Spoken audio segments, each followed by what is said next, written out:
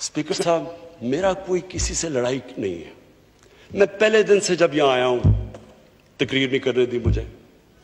जब मैं बात करता हूं शोर मचता है, गलत बातें करती हैं। मेरी किसी से कोई लड़ाई है? मुझे इन सबको जो भी ये समझता है कि ये मैं किसी से लड़ाई की वजह से या कोई मैं अपने दुश्मनियां किसी से है, मेरी कोई किसी से दुश्मनी नहीं है।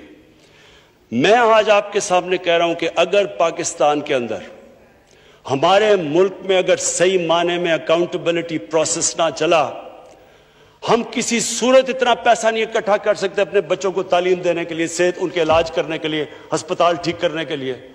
हम आगे बढ़ ही नहीं सकते। जब एलीट करप्शन पे लगी हुई है, वो आप कैसे समझते हैं वो मुल्क तरक्की करेगा? हम जब आप किसी के ऊपर केस होता है, वो कहते हैं जी पॉलिटिकल विक्टिमाइजेशन है। मुझे ये बताएं कि मेरे ऊपर पॉलिटिकल विक्टिमाइजेशन नहीं थी जब इन्होंने मेरे ऊपर 2002 का फ्लैट डिक्लेयर हुआ, मुझे इन्होंने सुप्रीम कोर्ट में 6 केसेस कर दिए। मेरे इलेक्शन कमीशन के अंदर मुझे सुप्रीम कोर्ट में 2 केसेस किए। क्या मैंने कहा कि कभी मैंने कहा विक्टिमाइजेशन है? मैं जवाब देता। मैं जब वो फ्लैट लिया था, मैं सारी दुनिया जानती है मैं इंटरनेशनल क्रिकेटर था, मैं तो जवाब दे ही नहीं था। मेरे पास तो कोई पब्लिक ऑफिस नहीं था। उसके बावजूद 10 महीने में स्पीकर साहब, जो मेरे से सुप्रीम कोर्ट ने जवाब मांगे मैंने दिए। 40 साल पुराने कॉन्ट्रैक्ट दिए, मॉर्गेजेस दिखाए,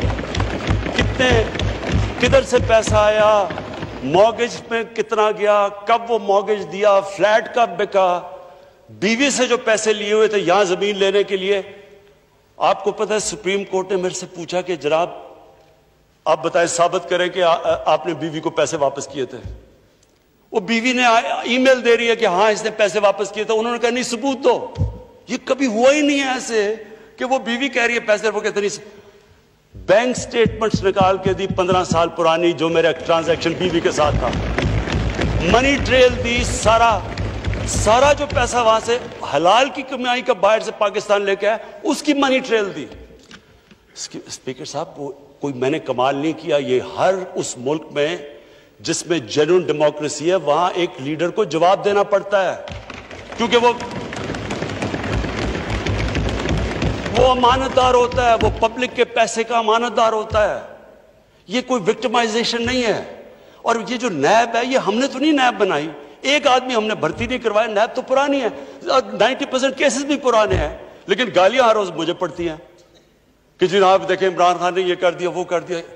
देखें स्पीकर साहब, मैं चाहता हूं कि हमारी पार्लियामेंट चले, मैं चाहता हूं कि डिबेट हो सही, क्योंकि डिबेट के बगैर आइडियाज तराशे नहीं जाते। डिबेट सबसे इंपॉर्टेंट चीज डेमोक्रेसी की अकाउंटेबिलिटी और मेरिट के बाद तीसरी चीज है, वो डिबेट होती है। यहां डिबेट ही नहीं हो सकती। जब बात करो वो शुरू हो जाते हैं कि जी वो नैब न्याजी नेक्सस या कभी कुछ शुरू हो जाते हैं। यानी इस तरह तो देखे ना स्पीकर साहब, मैंने तो नहीं नैब बनाई। पॉइंट ये है कि क्या फंडामेंटल प्रिंसिपल ये है, क्या हमारे जो इक्तदार में लोग रहते हैं वो जवाब देना चाहते हैं अपनी वेल्थ का या नहीं देना चाहते?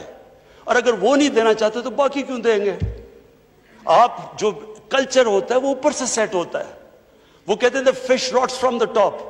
जब ऊपर से खराब होता है, सारा माशरा नीचे तक तबाह हो जाता है। करप्शन का स्पीकर साहब नंबर 1 प्रॉब्लम यह होता है कि मुल्क में जो पैसा ह्यूमन डेवलपमेंट में जाना होता है वो लोगों की जेबों में चला जाता है। नंबर 2 प्रॉब्लम ये होता है क्योंकि चोरी का पैसा होता है वो मुल्क में नहीं आप रख सकते, वो आपको मुल्क से बाहर भेजना पड़ता है। तो मैं सिर्फ ये कंक्लूड करता हूँ स्पीकर साहब, मैं अपनी ऑपोजिशन से बड़े रिस्पेक्ट से कहना चाहता हूँ, मेरी कोई किसी से दुश्मनी नहीं है, ना मैं कुछ बदला लेना चाहता हूँ। मैं सिर्फ ये बिलीव करता हूँ कि हमारा मुल्क, अल्लाह ने इसको इतनी नेमतें दी हैं, अल्लाह ने इससे क्या क्या चीज़ें नहीं हमें दी, लेकिन जब तक इस मुल्क के अंदर रूल ऑफ लॉ मीन्स कि everyone is equal in front of law, जब तक रूल ऑफ लॉ और लीडरशिप की अकाउंटेबिलिटी नहीं होगी, हम भी वही सारे बनाना रिपब्लिक्स की तरह एक समुंदर होगा गरीबों का और थोड़े से अमीर लोग होंगे। शुक्रिया।